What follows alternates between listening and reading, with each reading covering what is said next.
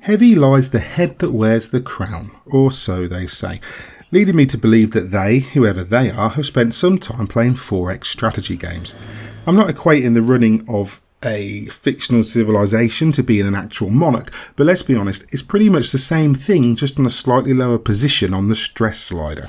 I've been getting into strategy games quite a bit this year with They Are Billions a few weeks back and The Incredible Stellaris earlier in the year, the latter of which was developed by strategy veterans Paradox Interactive, who incidentally are handling publishing duties for Age of Wonders Planetfall. If you've played any of the Age of Wonders games before, or indeed any civilization sim like it, because they all cherry pick ideas from each other like a bunch of the monsters from Jeepers Creepers at a swap meet, then the basic tenets here are nothing hugely mind-blowing. You gather resources, you expand your colony, you build an army, you twat your enemies, and then you spend the rest of the time kissing the arse of the biggest baddie on the map until they suddenly decide they've had enough soft wet smackers on the gluteus maximus and fancy taking the relationship to the next level.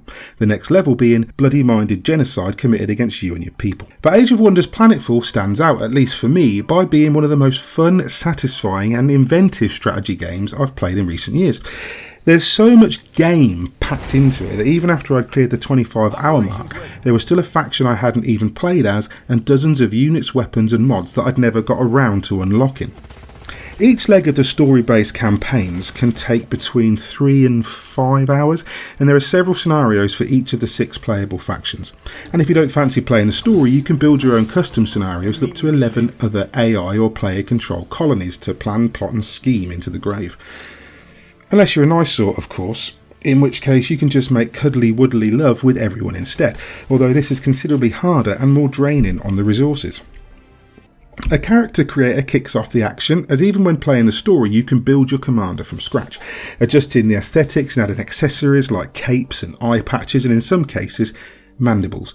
The 6 factions are a diverse bunch with individual backstories, appearances and units. In free play you can also select a specialty for your custom commander that determines which game-ending doomsday weapon you're going to build towards, as well as a variety of perks and mods unlockable through research.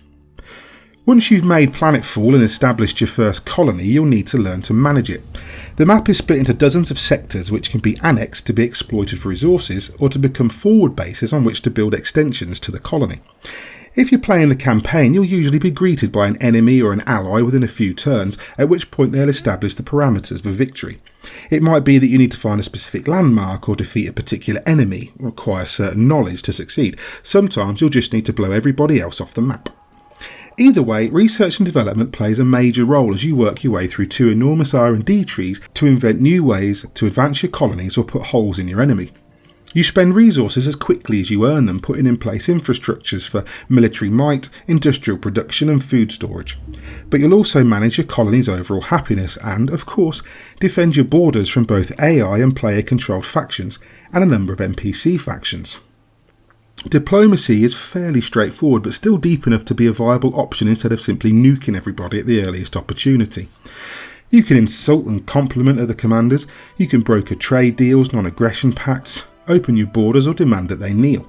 It's all quite par for the course for veterans of the series and the wider genre, but Planetfall presents it all in a way that feels kinda new. The variety of units is dizzying, as is the sheer amount of modification options, weaponry, armour and special attacks, here called operations. These powerful skills can be used in or outside of combat depending on the type, and sometimes take several turns to prime. Essentially, they work to damage and debuff enemy units on the map or on the battlefield. To be honest though, the colony management is only half the game. Planetfall does away with the purely animated combat turns of its predecessors and peers, where 2 armies meet and slash at each other for a while until one falls over or explodes, and you watch it all unfold without a sliver of agency. Instead, combat transforms Planetfall into an incredibly competent XCOM clone, as you move your units around a grid-based arena using half and full cover, overwatch, special attacks and operations, all with a classic chance to hit mechanic and animations for all occasions. You can choose to let the AI fight for you if you like, which will skip the battle but will still save a replay of it if you want to watch it and glean some pointers. It's a good looking game, though I'd have liked more detail both when zoomed right into the map or all the way out, but the animations are cool and the landscapes themselves are beautiful. There's a great variety in hero types, and they're all randomly generated in the character creator. The different factions are also very aesthetically different, from the human vanguard or the all-female Amazons to the insectoid Kirko, the robot zombies of the Assembly, and the Devar, which are basically your standard fantasy dwarfs but in space. There's also the cyberpunky Syndicate to deal with. Weapon and operations effects in battle also look pretty good, and I could listen to the score on repeat for days on end. Developing for console and PC simultaneously has allowed for Triumph to make the controls incredibly intuitive, even on a pad. I never found my fingers tripping over themselves, even when there was a ton of stuff to manage. And after each turn you'll be greeted with a list of problems to deal with and demands to answer, and thanks to the simple control system, getting through them all in order is never a chore. The variety of things to see, treasures to find and dangers to face on the map also makes clearing that fog of war a lot of fun. The only thing I can really find to complain about is that sometimes that infamous chance to hit seems skewed against you, and occasional difficulty spikes are a little frustrating, though you can usually overcome them with a little foresight.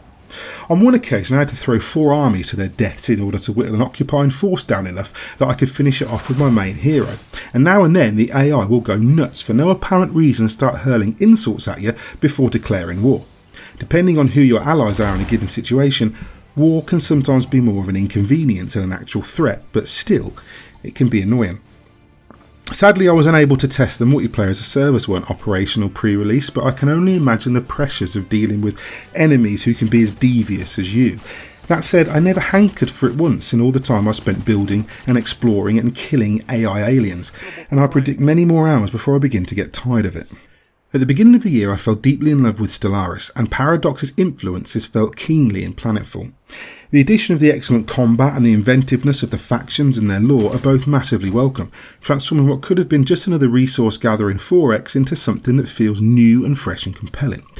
Whether you're a veteran of the genre or a relative newcomer, Planetfall will keep you plotting and planning your rise to glory for a long time.